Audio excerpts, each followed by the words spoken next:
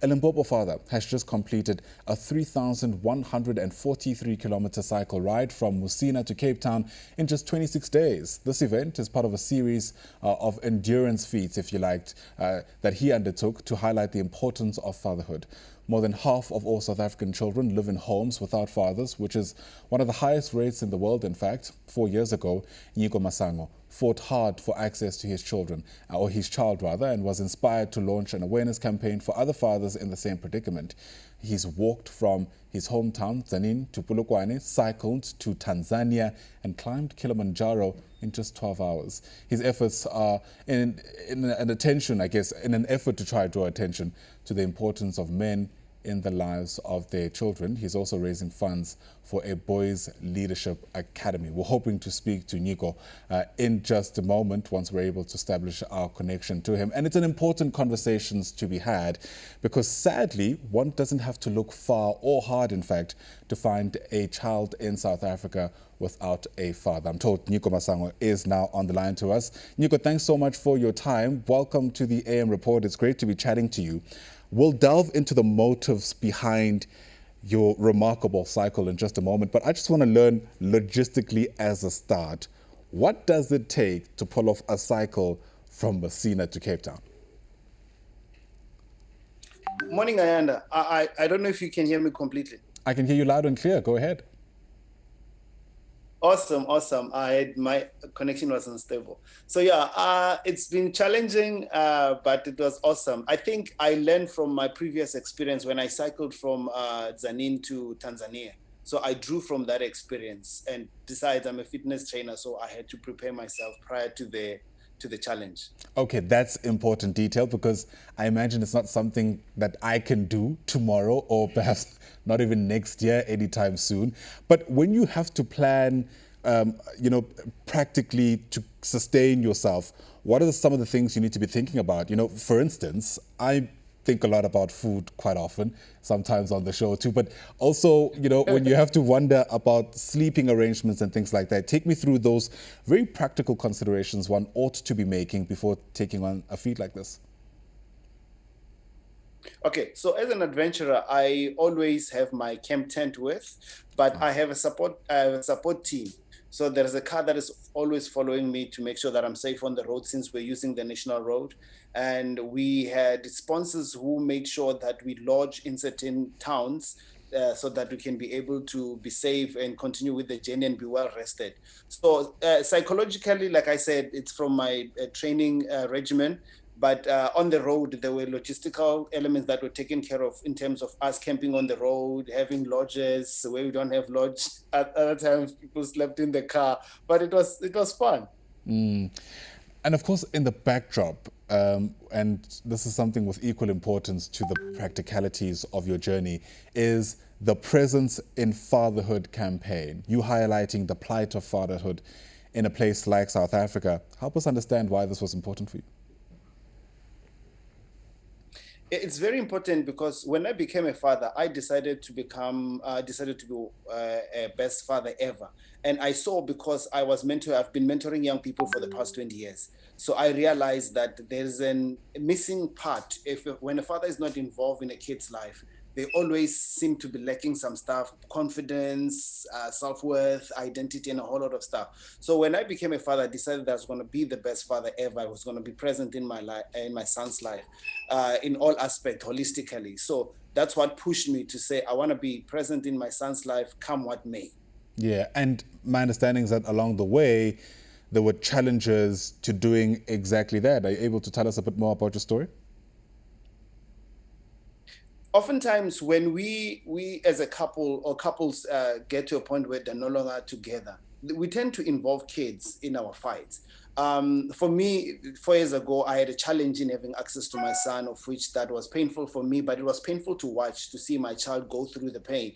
And I decided that I'm going to stand for my rights, because a father being involved in a kid's life, it's a right, it's not a privilege. And most people has made it a privilege. Like, no, I'll allow you to see your child if you behave well. It's a right that is enshrined in the Constitution, that a father has a right to his children, and children have a right to be taken care of by both parents. So that's what made me stand up for those rights, and for other fathers who are denied access to seeing their kids. But most of all, it hurts the child more than it hurts us as adults. It's a conversation we don't have often enough, isn't it, Nyiko? I guess to extrapolate how sometimes even how we understand masculinity is often at the disadvantage of men themselves, right? Because in the backdrop is perceptions that men themselves aren't nurturers. Men won't be able to raise kids alone, etc., etc. And I imagine those are the kind of things that you had to try and dispel in your efforts to try and be the father you wanted to be to your son. Yes, most often you see when women have this natural instinct to nurturing and child rearing, because they have connection with the child even before the child is born. So as a man, you have to really, really, really be serious about fatherhood, because we don't have that natural connection. So you decide from being a male to becoming a man, to understanding your role as a father, that you have a much more important aspect in a child's life. But most of the time, we have a generation of men who are irresponsible. They make kids and run away, and it makes it worse for men to be able to say, "I'm a responsible dad. I want to take care of my kids. I see how important it is for my son to grow up with both parents." So sometimes it's us men who shoot ourselves in the foot because we don't take up responsibility, and it gives us a very bad reputation. Yeah, I mean, Nico, let's call a spade a spade. You are, according to many people, an exceptional case, right? In many respects, individuals won't even go as far as cycling nogal from Musina to Cape Town, let alone perhaps some of the litigation you might have had to gone through just so you can be a present father. Do you think we're any closer to understanding why this is the case? I mean, often it's linked to our past. You know, South Africa has a dark past with apartheid, where families were deliberately separated to try and meet the capitalist needs of an apartheid state. But psychologically, I mean, have we, done the rounds of trying to figure out exactly where the disjuncture is between fathers being exactly that in a country like South Africa? Yeah, you put it right. We have a long way to go. And I think having few men who will step up to the plate and say, like, we understand the historical background. Men have been displaced. Men had to provide. Men had to be away. And some of the things were not things that men were like, they decided from the get-go. It was the circumstances that dictated men should occupy a certain role in society. But right now, you find that we have more leisure in terms of how we do our work and stuff.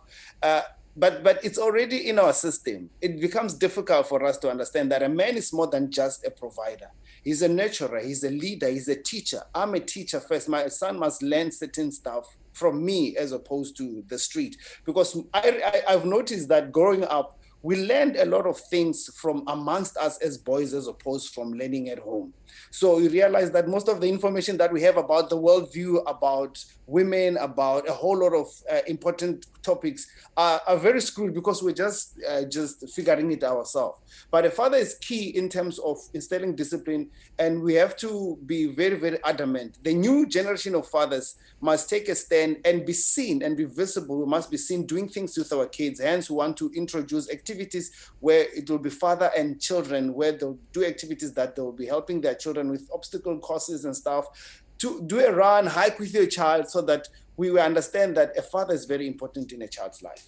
Yeah, and of course we live in a country of law and order, and it is those regulations that are meant to guide us in moments of conflicts or in moments where you try to be as best a parent as you can be. From your experience, are things like the courts and the laws where they should be in terms of their thinking to at least empower fathers like you who want to be more present in their lives, even if, you've severed ties with the mother of the child, so to speak? This campaign was birthed out of frustration. The system is not really on the men's side. It was birthed out of frustration because after approaching several institutions like the Children's Court, like the Family Advocate, like social workers, they don't know how to deal with a situation where a man say, I want to be involved in my child's life. They're used to women coming and say, the father of my child does not support. So the court, I don't know, it hasn't really evolved to a place where they realize that there are responsible fathers out there. There are those who don't need to be compelled to do their fatherly role and duties. So when it comes to men having access to their kids, it's tough. It's very, very tough. I experienced a lot of hiccups until I took up this campaign to highlight the plight of fathers being left out in their kids' life. And it's a right, it's a constitution. If someone denied a man to see his child, it's a violation. And when this person has demonstrated that they want to be involved in their kids' life. Absolutely. The obvious question then becomes, how much work is being done to try and lobby for that type of change at that level? Campaigns, of course, are most welcome. I think it's a constructive addition to the landscape more than a destructive one. But real questions need to be asked about which avenues are being used, if any, to try and push for material change. What are we doing to try and ensure that these laws essentially are altered so that, problems like the ones you faced 4 years ago simply aren't the same issues that are faced by any other fathers who might come? I've encountered men who are still struggling even today to have access to their kids. And sometimes it takes a long process to be able to attend to issues like this. And like I'm saying, it seems like we don't think men are capable, or they have the parental instinct to look after kids. So naturally, it will be the mother who will be given automatic custody. And people still believe that mothers are the one who have primary custody, without understanding that the law gives both parents equal rights. We need to come up with forums as men that will give us a platform to be able to voice out these grievances. And because it's not only for us as fathers, it's for kids. It's for kids. The kids suffers the most. So we need to come up with forums, and I think we need to come up even with legal platforms that can be able to represent men in making sure that they are part of their kids' life. In representing men, we are actually representing the kids, to make sure that kids grow up with both their parents, that don't suffer as a result. Yeah, and I guess, there's an incredible amount of work to be done. We're going to have to leave it there. Thank you so much for sharing your story with us and helping us highlight this issue here on the AM Report.